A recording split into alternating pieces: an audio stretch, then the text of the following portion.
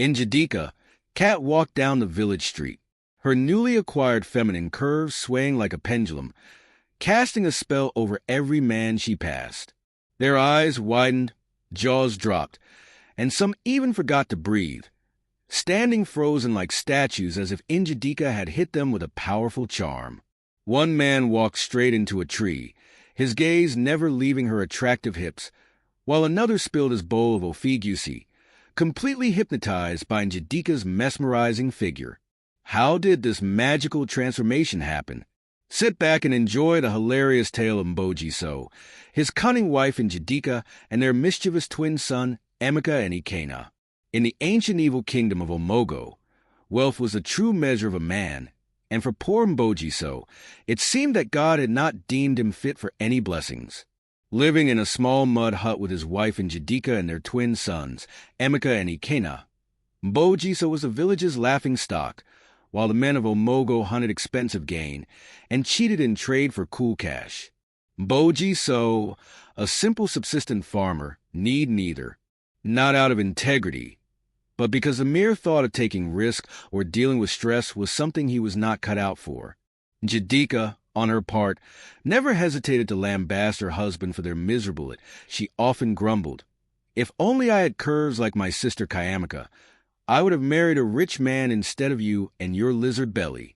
But alas, her plain figure meant that no wealthy suitor ever came calling, leaving her stuck with Mboji So much to her eternal chagrin. Their sons, Emeka and Ikenna, we are no better. At just 10 years old, they were already little terrors, stealing and making noise all over the village. Even they made fun of their parents' poverty. "Papa, why are we so poor?" they would tease, much to their father's dismay. Mboji So could only sigh in response, knowing that in a village full of cunning traders and daring hunters, he was the odd man out. One fateful day, as Mboji So was wandering through the village, he stumbled upon an old blind man sitting by the roadside, holding a handful of coins, some gold, some silver. The old man cried out for help, asking for someone to separate the coins for him. The villagers, being the sharp and dubious lot they were, took advantage of the man, pocketing the gold and silver coins and leaving him with worthless copper. But when the blind man called out to Mboji So, something strange happened. Without thinking twice, Mboji, the old man, beautifully separated the coins, handing the gold and the silver back to the old man before turning to leave. "Wait," the old man called out, and as Mboji So turned around, he was shocked to see that the old man's eyes were now clear and sharp. The man laughed happily at Mboji So's wide-eyed stay and revealed that he was no ordinary man, but a spirit ancestor testing his descendants. "Since you were honest with me," the old man said, "I will grant you 7 wishes, one for each day over the next week. But be warned, you can't wish for more wishes, nor can you wish death upon another." Before Mboji So could respond, the old man vanished, leaving him standing there stunned. Mboji So ran home as fast as his legs could carry him, bursting through the door of their little hut, gasping for breath. Njideka, who was busy preparing their dinner, looked up in surprise. "What is wrong with you, Mboji So? Have you finally gone mad?" she asked, hands on her hips. "I met an old man, a spirit ancestor. He gave me 7 wishes," Mboji So blotted out, his voice a mixture of excitement and disbelief. Njideka, ever the skeptic, rolled her eyes. 7 wishes? Ha! If you had any sense, you would wish for wealth or a bigger house, or better yet, wish for a big stomach, like all the successful men in this village. I'm tired of looking at your lizard belly." At first, Mboji So tried to brush her off, but Njideka, relentless as ever, kept pestering and mooking him until he caved in to get back at her. He angrily said, "Okay then, I wish for a big belly." No sooner had the words left his mouth than once his flat stomach ballooned out, growing large, round like a drum. Both husband and wife stared at the miraculous sight in shock. "You foolish woman! You made me waste a wish on this," Mboji So cried, clutching his newly expanded belly. "So it's true. Njideka shouted back, her eyes wide with astonishment. And you big fool, you wish for a big belly instead of something useful. So, she said, as they argued angrily, their twin sons, Emeka and Ikenna, wandered in from outside. Seeing their father's new absurd figure, they burst out laughing, pointing and mooking him. Papa, what happened to you? Did you swallow a pot?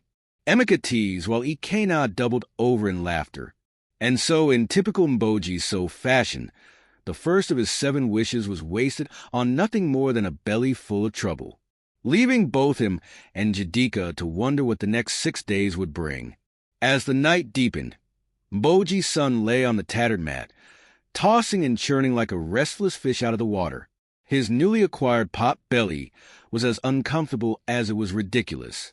Meanwhile, his wife, Njideka, was pacing around the small mud hut, her mind spinning like a village gussing lip's tongue.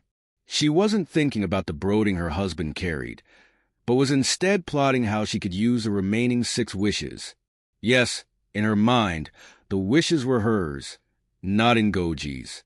After all, she mused, who else but me should decide how to spend these blessings? Njideka had always dreamed of having a curvaceous figure like her sister, Kayamaka. Njideka had a straight, plain figure like an abandoned yamstick. Kayamaka, on the other hand, was well-shaped, attracting suitors like flies to ripe fruit. Njideka's frustration boiled over as she envisioned herself with the curves of a goddess. But while she fantasized, Mboji So lay groaning like a goat in labor, his bloated belly making sleep impossible. Very early the next day, unable to bear the discomfort any longer, Mboji So used a second wish. I wish for this big belly to disappear, he muttered, and instantly his belly shrunk back to his usual pitiful size. Relived, he sighed, but his relief was just lived. When Njideka noticed that the belly was no more, she flew into a rage. You useless man, she screamed. You wasted another wish. You empty-headed yam. Now we have only 5 left. Her voice was loud. The twins had to rush to their parents' room to find out what was happening. And at that moment, Njideka threw a pot at her husband's head. Mboji So ducked, but the pot, instead of hitting its target, smashed into Ikenna's head as the twins walked in. Ikenna crumbled like a wet rag and fell into a coma. They rushed him to a native doctor, but his efforts were as effective as pouring water on a stone. Ikenna remained almost lifeless. The next morning, Mboji, with a heavy heart,